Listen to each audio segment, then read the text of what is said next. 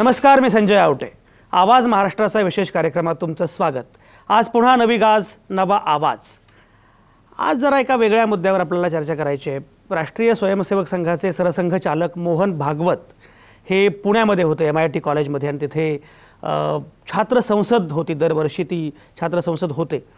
त्या छात्र संसदेमध्ये त्यांना एका तरुण विद्यार्थ्याने एक प्रश्न विचारला की मोहन भागवत, एवढं तुमचं राम मंदिर सगळं सुरू आहे, राम मंदिर बांधल्यामुळे कुठल्या गोरगरिबाच्या ताटामध्ये भाकरी येणार आहे का? मग एवढं काय राम मंदिर झालंच पाहिजे, हा हट्ट कशासाठी? या प्रश्नावर मोहन भागवत थोडेसे भांबावले. त्याने उत्तर दिलं आणि सांगितलं की नाही, कसं आवश्यक आहे, राम मंदिर हा सांस्कृतिक मुद्दा आहे वगैरे वगैरे, आणि अशा प्रकारच्या स्मारकांमुळे, मंदिरांमुळे देशाला प्रेरणा मिळत असते वगैरे, असं ते उत्तर त्यांनी दिलं. पण हा प्रश्न फार महत्त्वाचा आहे. त्याच कार्यक्रमामध्ये मोहन भागवतांनी आणखी एक मुद्दा मांडला. ते असं म्हणाले की संविधान बदलता येऊ शकतं. आणि बघा, म्हणजे ते असं म्हणाले की संविधान हा काही जगण्याचा आधार नाही होऊ शकत. हिंदू धर्म ही जीवनशैली आहे, जगण्याची प्रणाली आहे, असं म्हणणाऱ्या मोहन भागवतांनी संविधान मात्र काही जगण्याचा आधार होऊ शकत नाही असं मांडलं. आणि त्याचवेळी त्यांनी असंही म्हटलं की संविधान बदलता येऊ शकतं, किंबहुना संविधान बदलण्यात गैर काहीच नाही आहे, फक्त ती पद्धत संविधानिक असली पाहिजे. हाही मुद्दा. आणि हाही मुद्दा, कारण हिंदुत्ववाद आणि संविधान हे सगळे मुद्दे शेवटी राम मंदिराकडे जाणार असल्यामुळे मुद्दाम हे दोन्ही वाक्य, मी त्यांची दोन्ही विधानं मी मुद्दाम सांगितले. एकीकडे हे घडलं आहे, दुसरीकडं राष्ट्रपती प्रणव मुखर्जी यांच्या त्यांचं जे आत्मचरित्र आहे त्याचा दुसरा भाग काल प्रकाशित झाला. त्या प्रकाशन समारंभानंतर त्या सगळ्या बातम्या आल्यात की याच्यामध्ये काय आहे.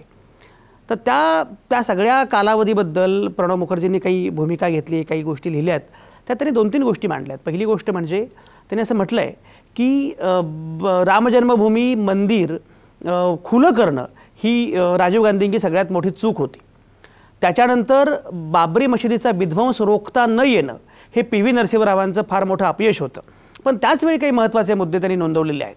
त्यांनी असं म्हटलं आहे की बाबरी मशिदीचा विध्वंस होणं, बाबरी मशीद पाडली जाणं, ही घटना भारताच्या इतिहासातली अत्यंत लाजिरवाणी घटना आहे. त्यामुळे भारताची मान शरमेनं खाली गेली आणि भारताची जी एक बहुआयामी अशी प्लुरलिस्टिक अशी प्रतिमा आहे, त्या प्रतिमेला तडा गेला. त्यांनी एक उदाहरण दिलं की एक अरब देशातले कोणीतरी नेते माझ्यासोबत होते आणि ते म्हणाले की अहो, जेरुसलेममध्ये सुद्धा असं घडत नाही. जेरुसलेममध्ये हे जे प्रार्थनास्थळ आहे ते हिंदूंचं, ते मुस्लिमांचं, ख्रिश्चनांचं की ज्यूंचं, अशा प्रकारे टीका होते, चर्चा होते, वाद होतात, खून खराबा होतो. पण तिथेसुद्धा आजवर कुठलीही मशीद पाडली गेलेली नाही आहे. आणि भारतासारख्या देशामध्ये की जो धर्मनिरपेक्ष आहे, जो बहुआयामी सगळ्यांचा आहे, लोकशाहीवादी देश आहे, अशा देशामध्ये या प्रकारची घटना कशी काय घडली, अशा प्रकारचा उल्लेख प्रणव मुखर्जींनी त्यांच्या त्या आत्मचरित्रामध्ये केलेला आहे. द टर्ब्युलंट इयर्स असं त्या आत्मचरित्राचं नाव आहे आणि ते नुकतंच प्रकाशित झालं आहे. पण ह्या दोन्ही घटनांच्या अनुषंगानं आपल्याला ही सगळी चर्चा आज करायची आहे. मोहन भागवत एकीकडे असं म्हणतायत, मोहन भागवतांना जेव्हा विचारलं गेलं की खरंच राम मंदिर बांधलं गेलं तर काही गोरगरिबांच्या ताटामध्ये भाकरी पडणार आहे का, आणि तरी ते म्हणतात की नाही, राम मंदिर हे आवश्यक आहे, खरंच ते अपरिहार्य आहे का. दुसरीकडे दस्तूर खुद्द राष्ट्रपती स्वतः म्हणतायत की या राम मंदिराच्या सगळ्या घटनेमुळे, मग तो सगळा जो प्रकार त्यांनी लिहिला आहे त्याच्यामध्ये की विटा आणल्या गेल्या, कारसेवक, करसेवक काय जे आहेत ते सगळे देशभरातून आले, आणि हा सगळा जो काही माहोल तयार झाला त्या कालावधीमध्ये, त्यामुळे धार्मिक तणाव वाढला आणि त्याच्यामुळे भारताची जी सहिष्णू अशी प्रतिमा आहे ती प्रतिमा पुसली गेली. इतकं ते वाईट आंदोलन होतं. आणि काय गरज आहे, राम मंदिर हा केवळ पॉलिटिकल अजेंडा होता, केवळ पॉलिटिकल अजेंडा आहे, अशी भूमिका प्रणव मुखर्जींनी मांडलेली आहे. एकीकडे राष्ट्रपती ही भूमिका मांडतायत, दुसरीकडे याच राष्ट्रामधला एक सर्वसामान्य तरुण विचारतोय की आत्ता आमच्यासमोर प्रश्न भाकरीचा आहे आणि कशाला पाहिजे राम मंदिर, आणि तरीही मोहन भागवतांसारखे नेते हा मुद्दा पुढे रेटतायत. खरंच काय नक्की राम मंदिर झाल्यामुळे काय होणार आहे, हा प्रश्न एवढा महत्त्वाचा आहे का? एकीकडे पंतप्रधान नरेंद्र मोदी सांगतायत की धर्माच्या नावानं विभाजनवादी राजकारण करू नका, हे राजकारण अडचणीत आणणार आहे आपल्याला शेवटी, त्यामुळे धर्मांधता नको असं साक्षात नरेंद्र मोदी सांगतायत. तरीसुद्धा या प्रकारचं राजकारण पुढे रेटलं जातं आहे. नक्की काय मुद्दा आहे नक्की, आणि याच्याबद्दल आज आपल्याला चर्चा करायची आहे, कारण ही चर्चा करावी लागणार आहे. आणि ही चर्चा करण्यासाठी माझ्यासोबत नेहमीप्रमाणे आहेत नामवंत पाहुणे. रत्नाकर महाजन असणार आहेत माझ्यासोबत. ते काँग्रेसचे प्रवक्ते आहेत, यापूर्वी अनेकदा आपल्यासोबत या कार्यक्रमात आलेले आहेत. ॲडव्होकेट दीपक गायकवाड त्यांच्या शेजारी बसलेले आहेत, ते विश्व हिंदू परिषदेचे नेते आहेत. शिरीष बोराळकर भाजपचे प्रवक्ते आहेत, ते औरंगाबादमधून आपल्यासोबत असणार आहेत. अर्शद आझमी हे समाजवादी पक्षाचे प्रवक्ते आहेत, तेही आपल्यासोबत या चर्चेमध्ये असणार आहेत. आणि DNAचे deputy news editor Yogesh Pawar हे त्रयस्थ विश्लेषक अभ्यासक म्हणून जाणीवपूर्वक या कार्यक्रमामध्ये उपस्थित आहेत. या सगळ्यांसोबत आपल्याला ही चर्चा सुरू करायची आहे. आणि ही चर्चा सुरू करताना अगदी सुरुवातीला मला जायचं आहे ॲडव्होकेट दीपक गायकवाडांकडं. दीपक गायकवाड, काय म्हणणं आहे तुमचं? राम मंदिर झाल्यामुळे खरंच गोरगरिबांच्या ताटात भाकरी येणार आहे का? 2 वेळच्या अन्नाचा प्रश्न त्यामुळे सुटणार आहे का? प्रणव मुखर्जी पण काही म्हणालेले आहेत, मोहन भागवत काय म्हणतायत. कसं बघताय तुम्ही विश्व हिंदू परिषदेचे नेते म्हणून, कसं बघताय, काय म्हणणं आहे?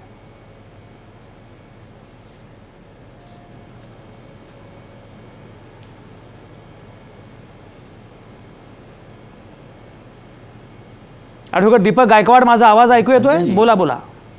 हो हो हो हो, अपेक्षेप्रमाणे तुम्ही पहिला प्रश्न मला विचारणार अशा तयारीत मी आहेच. माझी साधी अपेक्षा अशी आहे की तुम्ही प्रस्तावना करताना निदान जी वस्तुस्थिती आहे ती लोकांसमोर मांडली पाहिजे. पूजनीय सरसंघचालक मोहनजी भागवतांना विद्यार्थ्यांनी प्रश्न विचारला. प्रश्न विचारल्यानंतर क्षणाचाही विलंब न लावता त्यांनी जो प्रतिप्रश्न त्याला केला, तो प्रतिप्रश्न हा तुमच्या सगळ्या प्रश्नांचं उत्तर आहे. विद्यार्थ्यांनी प्रश्न विचारला, का हो मोहनजी, राम मंदिर झाल्यानंतर रोजीरोटीचा प्रश्न सुटणार आहे का? दुसऱ्या सेकंदाला सरसंघचालकांनी विचारलं, अजूनपर्यंत मंदिर झालेलं नाही, रोजीरोटीचा प्रश्न सुटलाय का रे?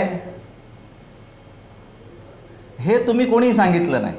आणि जर रोजीरोटीचा प्रश्न हा राम मंदिराशी निगडीत नाहीये, मग त्यांनी स्वतंत्ररित्या राम मंदिराची भूमिका जी सांगितली ती अशी की राम मंदिर किंवा प्रभू रामचंद्र हा आमच्या अस्मितेचा प्रश्न आहे. किंबहुना जीवनाचा सर्वोच्च आदर्श म्हणून ही भारतभूमी प्रभू रामचंद्रांच्या चरित्राकडे पाहते. कोणालाही उपमा द्यायची असेल तर पुत्र असावा रामासारखा, पती असावा रामासारखा, सखा असावा रामासारखा, राजा असावा रामासारखा. म्हणजे ज्यांनी सर्व क्षेत्रामध्ये परमोच्च आदर्श उभा केला, अशा आदर्शाचं प्रतीक उभं करण्यात चूक काय, असं सरसंघचालकांनी त्या ठिकाणी म्हटलेलं आहे. त्यामुळे हा विषय रोजीरोटीशी अजिबात संबंधित नाही. एक दुसरी गोष्ट याच्या संबंधी मला जे दुसरं सांगायचं आहे, इंग्रज सोडून गेल्यानंतर असणारी सगळी इंग्रजी नावं आपण बदलली. विक्टोरिया टर्मिनसचं छत्रपती शिवाजी महाराज टर्मिनस केलं. जे म्हणून इंग्रजांचे पुतळे होते महत्त्वाच्या ठिकाणी ते पाडले. एवढंच नव्हे तर त्या कापडाने काय नुकसान केलं होतं, पण युनियन जॅक नावाचं कापड उतरवलं आणि त्या ठिकाणी तिरंगा फडकवला. तुम्ही त्याला कापड म्हणून पाहणार की तिरंगा म्हणून पाहणार? तर तो आमच्या राष्ट्राच्या अस्मितेचं प्रतीक आहे, म्हणून तो ध्वज आहे. ॲडव्होकेट दीपक गायकवाड, तुमचे सगळे बरोबर, तुमचे सगळे मुद्दे पोहोचले. दीपक गायकवाड, तुमचे सगळे एकच फक्त शेवटचं एक वाक्य सांगतो, ते म्हणजे ज्या बाबराने, ज्या इस्लामी आक्रमकानं या कोट्यवधी हिंदूंचं श्रद्धास्थान उद्ध्वस्त केलं, आम्ही स्वातंत्र्यानंतर ते पुन्हा बांधायचं नाही, त्याचं समर्थन सरसंघचालकांनी केलं. बरोबर, तुमचे सगळे मुद्दे पोहोचले. सगळ्यात महत्त्वाची गोष्ट म्हणजे मोहन भागवतांनी जो प्रतिप्रश्न केला त्याच्यामुळे सगळ्या प्रश्नांची उत्तरं मिळतात असं काही मला वाटत नाही. उलट पक्षी हा प्रतिप्रश्न म्हणजे प्रश्न टाळण्याचा पराक्रम होता. त्याने विचारलं असं की याच्यामुळे सुटणार आहेत का, आता आत्तापर्यंत सुटलेत का? याला काही लॉजिक नाही. असं कुठलाही याच्याबद्दल असा प्रतिप्रश्न करता येऊ शकतो. त्यामुळे असा प्रतिप्रश्न हा त्यांनी त्या क्षणी केला असेल, नाही तो हजरजबाबीपणा असेल. पण त्याच्यामुळे कुठलंही दीपक गायकवाड उद्या समजा मी तुम्हाला असं म्हणालो, ह्याची तुलना नाहीये, एक अत्यंत वेगळा मुद्दा, पण प्रतिप्रश्न कसा चुकीचा आहे हे तुम्हाला मी सांगतो. मी तुम्हाला असं म्हणालो की तुम्ही दहशतवादी व्हा, दहशतवादी झालात तर तुमच्या रोजगाराचा प्रश्न सुटेल. आणि त्याच्यावर प्रतिप्रश्न म्हणून आजवर दहशतवाद नव्हता तर तुमचा प्रश्न सुटला का? नाही, कुठलाही मुद्दा एक लक्षात घ्या. माझा मुद्दा असा आहे की या प्रतिप्रश्नाला काही लॉजिक नाही. आतंकवादाचं या प्रतिप्रश्नाला काही लॉजिक नाहीये. योगेश पवारांना काहीतरी बोलायचं. योगेश पवार बोला. आणखी दूर राहो. योगेश पवार बोला. तुम्ही निदान उदाहरण देताना तरी नीट द्यावं. नाही नाही, मुळात एक सगळ्यात पहिली गोष्ट योगेश पवार या देशामध्ये मला दीपक गायकवाड मला बोलू द्या प्लीज. मला असं म्हणायचं आहे की इथे नेहमीच आपण पाहिलंय की 92-93चे जे दंगली झाल्या त्याच्यानंतर म्हणजे लोकांची वितानी लोक मारली गेली ते जे झालं आणि मुंबईमध्ये खास करून त्याचा जो वाईट परिणाम झाला आणि तेव्हापासून जे सत्र चालू झालं एक प्रकारचा आतंकवाद आणि परत दंगल आणि परत आतंकवाद आणि परत दंगल, तर सत्तेवर येण्यासाठी म्हणून अशा पद्धतीच्या गोष्टी केल्या जातात. आणि इथे जर असा बाबरचा प्रश्न उचलणार असतील आणि म्हणणार असतील की त्याच्यामुळे आम्ही बाबरचं नाव मिटवणार आहोत, तर मग तुम्ही 1526च्या आधी इथे ज्या पद्धतीचे म्हणजे स्कल्पचर वापरलं गेलं ते तसं जर असेल तर तुम्ही ते सगळे मंदिरं पाडणार आहात, तुम्ही अगरबत्ती वापरणं बंद करणार आहात, तुम्ही मेहंदी लावणं बंद करणार आहात, तुम्ही नाक टोचणं बंद करणार आहात का, तुमच्या हिंदुस्थानी शास्त्रीय संगीतामधले जवळजवळ 153 राग तुम्ही काढून टाकणार आहात का, ह्या सगळ्या गोष्टींचा आपल्याला विचार करावा लागेल. आणि मुख्य म्हणजे भाजपने नेहमीच राम या शब्दाचा एकदम चुकीचा वापर केलेला आहे. राम या शब्दाचा अर्थ म्हणजे सरळ एक रेष असा याचा अर्थ होतो आणि तो मर्यादा पुरुषोत्तम असा त्याच्याबद्दल वर्णन आहे सगळीकडे. पण त्या रामाला या लोकांनी पहिल्यांदा पोस्टरवरती रागामध्ये उभा असलेला धनुष्य बाण घेऊन अशा पद्धतीने दाखवायला सुरुवात केलं आणि तिथून मग हे सगळं चालू झालेलं आहे. आणि असं म्हणताना मी हे म्हणणार नाही की काँग्रेसवाले काही बरोबर करतात आहे. राष्ट्रपती भवनमध्ये असताना सुद्धा प्रणब मुखर्जी कुठेतरी राजकारण करतात आहेत. ते असं नाही बोलत आहेत की काँग्रेसने काय चुका केल्या. काँग्रेसने सुद्धा चुकीच्या गोष्टी केलेल्याच आहेत आणि त्यांनी राजीव गांधीबद्दल सांगितलं ते बरोबरच आहे. पण त्याच्याच बरोबर असं म्हणणं की या पद्धतीने कुठेही याच्या आधी मशिदी पाडल्या गेल्या नाहीत तर हे चुकीचं आहे. कारण त्यावेळेला मला लक्षात आहे की सद्दाम हुसेनने स्वतः अशा पद्धतीचं एक विधान जाहीर केलं होतं की इथे अमेरिकेने इतके सगळे मशिदी पाडल्या त्यावेळेला तुम्ही काय करत होतात आणि त्याच्याबद्दल विरोध का दाखवला गेला नाही. तर असं म्हणणं की कोणी केलं म्हणजे चुकीचं आणि कोणी केलं म्हणजे बरोबर, तर दोन्ही बाजूने दोन्ही पार्टीज जे आहेत मुख्य धारेतल्या आपल्या काँग्रेस आणि मेन स्ट्रीम पार्टीज. बरं योगेश पवार तुमचे मुद्दे महत्वाचे आहेत. बरोबर तुमचे मुद्दे महत्वाचे आहेत आणि प्रणब मुखर्जींच्या एकूण हेतूविषयी शंका घ्यायला वाव आहे. पण त्यांनी जे उदाहरण दिलं ते जेरुसलेमच्या संदर्भातलं होतं फक्त, की जेरुसलेममध्ये एवढं असून सुद्धा अशा पद्धतीने काही घडलं नाही. बाकी इराक इराण किंवा काय हा संदर्भ नव्हता. पण जे मुद्दे आता योगेश पवारांनी मांडले अतिशय महत्त्वाचे आहेत. शिरीष बोराळकर मला सांगा, एकीकडे नरेंद्र मोदी असं म्हणत असतात की धार्मिक राजकारण करू नका आणि धार्मिक असहिष्णुतेचं राजकारण करणं हे अतिशय गैर आहे. या प्रकारचं राजकारण आता करता कामा नये. इन्क्लुझिव्हनेस महत्त्वाचं आहे. नरेंद्र मोदी सातत्यानं बुद्धाचं नाव घेतात, गांधींचं नाव घेतात आणि त्या प्रकारच्या राजकारणाबद्दल सातत्यानं बोलत असतात. असं असताना सुद्धा मोहन भागवत आणि ही सगळी जी मंडळी आहेत संघ परिवाराशी निगडीत आणि भाजपशी संबंध असणारी, ती मात्र वेगळ्याच हिंदुत्ववादाची भूमिका सातत्यानं मांडतायत. तुम्हाला असं वाटत नाही का की त्यामुळे नरेंद्र मोदींची एकूण सुशासनाची कल्पना अडचणीत येते आहे असं वाटतं का? शिरीष बोराळकर, कसं बघता तुम्ही?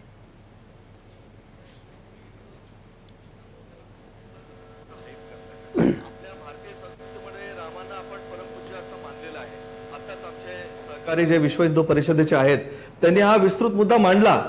मला एक सांगा, ते त्यांच्या एका प्रश्नोत्तराच्या तासामध्ये बोलत होते आणि त्यांनी फक्त त्या प्रश्नाचं उत्तर दिलं. आणि आपण ज्या माणसाला आदर्श मानतो त्या आदर्श माणसांचं मंदिर किंवा प्रतिमा असणं याच्यात गैर काय? त्यांच्या आदर्श जर नवीन पिढींना त्यांना जर प्रोत्साहन देत असतील, प्रेरणा देत असतील, तर येणाऱ्या काळामध्ये आपली संस्कृती आपल्याला जिवंत ठेवायची नाहीये का? मला एक सांगा की आपण हा विषय मुद्दामून हाईप करताय. नरेंद्र मोदींचा आमचा भारतीय जनता पार्टीचा एजेंडा आहे विकासाचा केंद्रबिंदू ठेवूनच आम्ही काम करतोय. स्किल इंडिया असेल, जनधन योजना असतील, नंतर क्लीन इंडिया जनधन योजना, नंतर शेतकऱ्यांसाठी insurance, make in India, make in Maharashtra, अशा अनेक प्रोजेक्ट्स हे आमचं सरकार करत आहे. आणि हे सगळं लोकांना रोजीरोटी देण्यासाठीच करताय. आपल्या सगळे तरुण लोकांना जे आपलं शिरीष बोराळकर ऐका. शिरीष बोराळकर, माझा मुद्दा असा आहे की मोहन भागवतांनी काय उत्तर दिलं ते सोडून द्या. मोहन भागवतांचं उत्तर, माझा मुद्दा असा आहे शिरीष बोराळकर की तुम्ही भारतीय जनता पक्षाचे प्रवक्ते म्हणून नरेंद्र मोदी ज्या प्रकारे अतिशय चांगलं काम करतायत तुम्ही उल्लेख केला, पण त्या सगळ्याच्यामध्ये राम मंदिरासारखे मुद्दे हा अडसर आहे असं वाटत नाही का की आता या मुद्द्यांवर चर्चा नको करायला, आपण आपले वेगळे आहेत प्राधान्यक्रम, असं नाही का वाटत? नाही, बिलकुल आमचा प्राधान्यक्रम राम मंदिराला आहे, पण हे सगळं करत असताना हे कोर्टामध्ये प्रश्न प्रलंबित आहे. कोर्टातून जो काही निर्णय येईल त्या निर्णयाची वाट पाहून आमचा निर्णय होणार आहे. त्यामुळे राम मंदिर हा आमचा एजेंडा आहे, याच्यात लपवायचं काही काम नाहीये. हा आमचा भावनिक विषय आहे. अच्छा, रत्नाकर महाजन बरोबर. शिरीष, मी तुमच्याकडे येतो. रत्नाकर महाजन, राम मंदिर हाच आमचा अजेंडा आहे, हाही आमचा अजेंडा आहे, ही भूमिका शिरीष बोराळकर मांडतायत. आणि तरीही विकास वगैरे सगळी भाषा सुरू आहे. एकाच वेळी दोन जगामध्ये आपण वावरतो आहोत. काय काय म्हणणं आहे तुमचं? ते तर त्यांचं वैशिष्ट्य आहे. म्हणजे एकीकडं सांगायचं की हा आमचा आस्थेचा विषय आहे आणि दुसरीकडं 2014च्या लोकसभेच्या निवडणुकीच्या जाहीरनाम्यामध्ये राम मंदिराच्या कार्यक्रमाचा उल्लेखही करायचा नाही. हा दुटप्पीपणा हे तर संघ परिवाराचं आणि विशेषतः भारतीय जनता पक्षाचं ठळक वैशिष्ट्य आहे. आता पुण्यामध्ये छात्र संसदेमध्ये जी प्रश्नोत्तरं झाली त्याच्याबद्दल बोलायचं झालं तर ज्या विद्यार्थ्यांनी हा प्रश्न अत्यंत धाडशी, तार्किक आणि बुद्धिवादी पद्धतीनं विचारला त्याबद्दल मी त्याचं जाहीरपणे अभिनंदन करतो.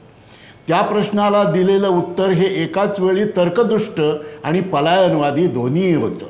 म्हणजे असं की जर राम मंदिर नसताना सुद्धा भाकरी मिळत नाही हे खरं असेल तर गेल्या वर्षभरात तुम्ही त्या भुकेल्या मुलाच्या ताटामध्ये भाकरी पडण्यासाठी काय ठोस प्रयत्न केले याचंही उत्तर या सरकारच्या आध्यात्मिक, राजकीय, नैतिक, पारलौकिक, ऐहिक गुरुला द्यावं लागेल. ते द्यायचं नाही आणि उलट त्या आपल्या नातवाच्या वयाच्या मुलाला अशा पद्धतीनं क्रॉस करायचा आणि गप्प पडायचा प्रयत्न करायचा हे आजोबांच्या एकूण प्रतिष्ठेला शोभणारा विषय नाही. दुसरं असं की राम हा एवढा जर आस्थेचा विषय आहे आणि राम मंदिर हे जर एवढं जर आस्थेचा विषय आहे तर या देशामध्ये 15व्या शतकापर्यंत संबंध देशात कुठेही रामाचं मंदिर नव्हतं. नंबर 2, जर तिथं राम मंदिर बांधण्याचं एवढं महत्त्वाचं आहे तर गावागावात आज असलेली जी राम मंदिरं आहेत तिथं रोज दिवाबत्ती आणि झाडलोट होते का याचा तरी एकदा आढावा घ्यावा आणि मग सर्वसामान्य समाज आणि बहुसंख्य समाज यांच्या श्रद्धेचा, आस्थेचा हा कसा विषय आहे याची चर्चा करावी. मुळामध्ये जे मुख्य प्रश्न आहेत ते सोडवण्याच्या कामी ठोस काही कार्यक्रम नाही, ठोस काही धोरण नाही, म्हणून शोधलेली ही पळवाट आहे आणि एकदा शोधलेली पळवाट सोडता येत नाही म्हणून तिचं सतत समर्थन करण्याचा हा प्रयत्न आहे. हे सगळे मुद्दे अतिशय महत्त्वाचे आहेत आणि ही सगळी चर्चा आपल्याला करायची आहे. अर्षद आझमीसुद्धा आपल्यासोबत आहेत. मोहन भागवतांनी जी भूमिका मांडली, त्यांना जो प्रश्न विचारला गेला, त्या निमित्तानं हा प्रश्न एका तरुणानं विचारलेला नाही आहे. हा प्रश्न अवघ्या देशाच्या मनात आहे.